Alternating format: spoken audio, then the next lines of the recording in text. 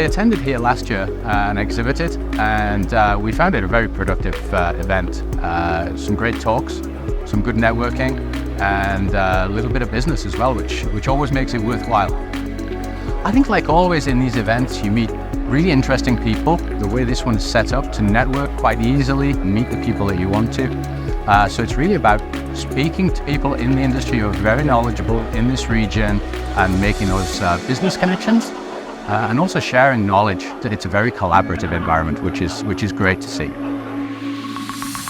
We come here to connect to people, and of course I'm also one of the speakers at the show. But the main reason here is to connect with new companies, better network, a better understanding of the testing facilities in Odense. I'm very curious about the test facilities that are here as well. So definitely coming next year.